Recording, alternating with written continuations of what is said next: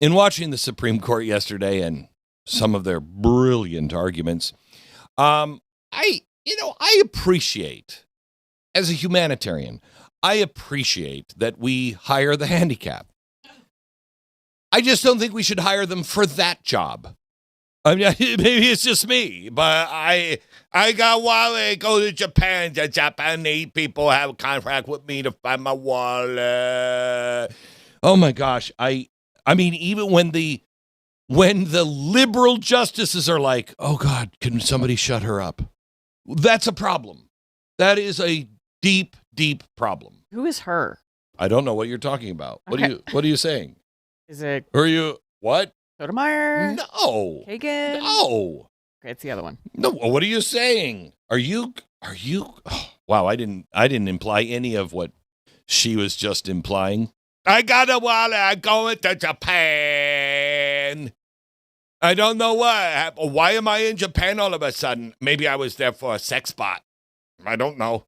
You also sound like the media yesterday, who were super, super concerned about President Trump sitting in. He was there to threaten the justices. Oh, my gosh. And they were so threatened by him. Oh, they were so threatened by him. Oh, God. Would you all just shut your pie hole? Can we actually talk? Can we stop making everything about politics? Can we, please? When I say a Supreme Court justice might be mentally deficient, that's not. I'm not saying that because she's a liberal. I'm saying because I think a box of shoelaces may be able to have more compute power than she has. Let's talk about Constitution. Have you ever read it? For the love of God, have you ever read it? And don't even get me started on Roberts. What the hell was Justice Roberts saying? Well, the Constitution is historic, and it doesn't live in the now necessarily, but it doesn't necessarily not live in the now. Oh, what are you talking about? You're making my head hurt. Why do we have birthright citizenship? Why? Why did they write that? Why did they write that? They wrote that at a time when people are like, yeah, the slaves might have been born here.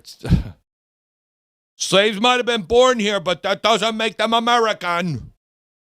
And so what was that written for? That was to say, yes, slaves are American. Do you know why that had to be done? Because the stupid Supreme Court had just a few years earlier said no slave can ever be a citizen. No slave can ever be a citizen.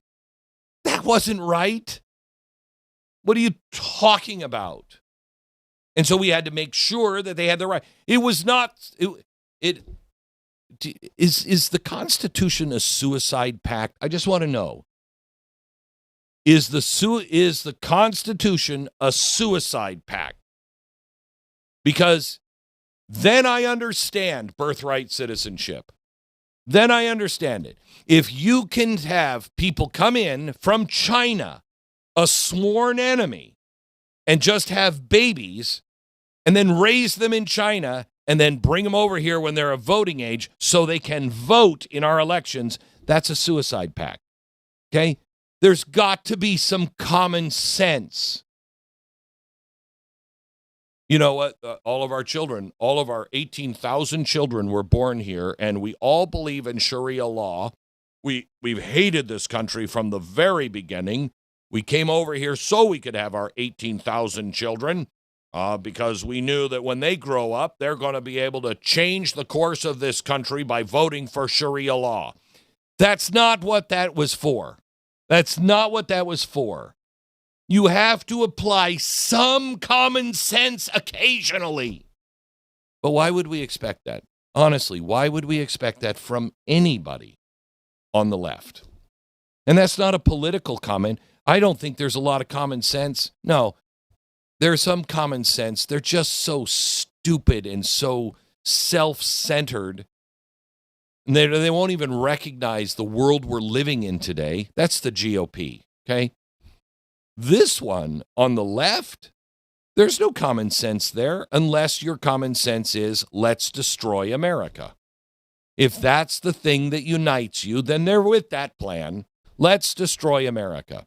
And then that's the leadership. And then they've taken control of our educational system and our media to take the average person and just put him to sleep. Absolutely put him to sleep. So you'll actually sit there at home and you'll listen to somebody say, and I went to Japan and I got wallet. You listen to that and go, you know what? She makes a good point. No, she doesn't. No, she doesn't. If that was somebody on our side, would you accept that as a good, valid point? No, you wouldn't. And you know what? If they were on my side and they were like, and I got wallet, I would be saying, this person is a moron. How can you be so blind to what is going? Am I alone in this? Jason, Ricky, am I alone in this here? No, and actually, the Daily Wire has an op-ed today that says that Ketanji Brown Jackson needs to be impeached. She should be. How does that process work, and has it ever happened? I'm out of my depth. I do not know. But I could go on the air and say, but if I had a wallet, I would know all of the answers. I don't know. I'd have to look that up. There have been many Supreme Court justices that should have been impeached just based on, for instance, a slave can never be a U.S. citizen. I can't remember the case, and it's such a very important one. Everybody else knows the case that they came from. It was a Dred Scott. Okay. That, for the love of Pete, that was an abomination back then. It's an abomination today. And we all know it. And in the dead of night, I can wake up anybody. If I could get them and wake them out of their political sleep to where everybody just kind of is walking in this sleep, and then it's like, wait, what side is my side on? What side my team for this time? Okay, my team's for that, then I'm for that too. If I could just wake people up in the middle of the night out of that political sleep and say, hey, should people coming from hostile countries be able to just have babies, have tourism, to where they have babies over here in America, then raise them in their hostile nation, and then when they're 20, send them over here to vote? Everybody would say, no, that doesn't make any sense at all. No sense at all. But that's what we're doing. And I'm sorry, but that doesn't fly with me. Is Chip Roy going to be on today, or is he? Did we keep being told he's 1 minute out. He's 1 minute Well, I've got 2 minutes left for him now. So if he's not here in 1 minute, he's going to miss. Because as riveting as 1 minute would be with Chip, because it always is, we're going to have to pass on this because we are out of minutes for him. I don't know. Jason, how is this going to end with the Supreme Court? It did not look good for the side of sanity. Nah, it doesn't look good. And I did a really quick search to see if you can impeach a sitting Supreme Court justice. You can. It's got to go through the typical impeachment process through the House, then the Senate. But the only thing I see that is the stipulation is for treason, bribery, or other high crimes and misdemeanors. I propose to add in another clause to there. Also, after high crimes and misdemeanors, also being dumber than a box of shoelaces. Then I think we might be good here. I would like to call that the I got a wallet clause. How are you impeaching her? We're impeaching her on the I got a wallet clause. Chip, we're almost out of time. Let me come to you. Thanks for joining. I know you're wildly busy today. Can you just give us the rundown on the I've got a wallet in Japan stuff yesterday? It looks like this Supreme Court is going to go for birthright citizenship, which is suicide. Well, Glenn, great to be on. Sorry, I'm a little bit late. You're right. I'm on the campaign trails, running for Attorney General across Texas. So bottom line here is on the You got that in. Good for you. All right, go ahead. Yeah, you got to squeeze it in. So yesterday, I was able to only listen to pieces of it. I read a bunch of the summaries late night when I got back in the hotel room, and yeah, very discouraging about some of the line of questioning by the Chief Justice, by Amy Coney Barrett, and some others. Look, I remain hopeful that common sense will prevail. I wish the solicitor had been a little bit harder core in fundamental core arguments about the 14th Amendment and the interpretation of it. It is absolutely insane to tell me that under the logical conclusion of, quote, birthright citizenship as it's currently interpreted, that 20 million Chinese communist mothers can come to America tomorrow, deliver 20 million babies, and you have 20 million citizens. That is ridiculous, just facially ridiculous. The 14th Amendment does not stand for that. Subject to the jurisdiction thereof was a very understood term at the time, and and that whole thing was designed to deal with the issue of obviously the post-slavery universe in which we needed to deal with how we treat those human beings. But it was not meant for everybody under the sun to come to America, have a baby, and become a citizen. And I hope that will prevail. We filed a lot of really good amicus briefs. I led one with my good friend Chuck Cooper. I was proud that my work was cited yesterday in the courtroom when Chief Justice Roberts asked the solicitor, hey, what do you have on this birth tourism stuff? He said, look, 19 congressmen sent a letter.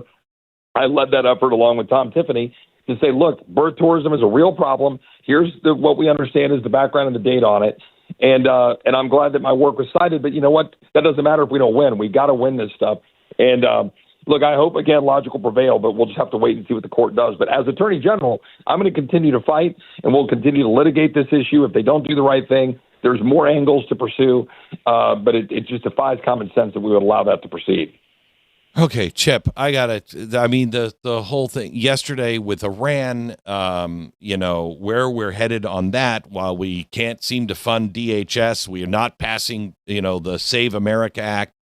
I mean, we are, if we lose the next two elections, the Congress and the Senate possibly, and the presidential election, everything Donald Trump has done is over. Because Congress didn't codify any of this stuff. They're bleeding that dry because we keep saying, well, we can just pay him out of the big, beautiful bill. We can just pay him out of that. Well, no, I'm sorry. If we do, then we don't get to do all the other things. And they know that are in the big, beautiful bill. Correct? Yeah, this was the fight we had last week where the Senate tried to jam us with a bill that wasn't going to fund Border Patrol and ICE. I find that offensive. Those men and women that are defending our country deserve full funding. And yes, I know because we had the foresight to put some money out there in the one big beautiful bill for additional enforcement that we have a backstop, but we shouldn't let that be a crutch to then bleed that dry while Democrats hammer our guys. Look, we have got to deliver on what the president's trying to do and what we said we would do. So, I know that this morning the Senate unanimous consented and sent that thing back over on the funding side. But what we demanded yesterday, I was on the phone with the White House, I was on the phone with the Speaker, on the phone with senators. What we're demanding is, number one, you're not moving that bill until we get a reconciliation bill done that funds Border Patrol and ICE for the rest of the president's term. So we're going to have that fight out, but we're going to win this fight. We have got to put funding in place to continue to secure the country. We've got to codify the stuff the president's doing. And look, I agree with you, but we're going to get our butts kicked in November. We're going to be in the minority, and the president's not going to be able to do his job if we don't deliver over the next 6 months. Republicans need to wake up right now and say, we got to save the country. Islam is marching across our country. Criminals are on our streets. Yep. Our borders still are under assault. We have people in this country who are not supposed to be here, and we've got to deliver. And by the way, on Iran, look, my message on that has been pretty clear. Take out the conventional stuff, the nuclear stuff, but I don't want boots on the ground, and I don't want blank checks. I'm not signing up for continued conflict. Make sure that we stand up for our interests. I support the president doing that. But I've told my colleagues, do not see this as an excuse to fund the war machine in Washington. And as Attorney General, I'm going to stand up for all of those things in court as a lawyer who's done the job. God bless you, Glenn. Thank you. By the way, this is the week for our Lord and risen Savior, Jesus Christ. God bless you all, and thanks for having me on. Thank you very much. ChipRoy.com. ChipRoy.com. We'll find out more about his race as Texas Attorney General. ChipRoy.com.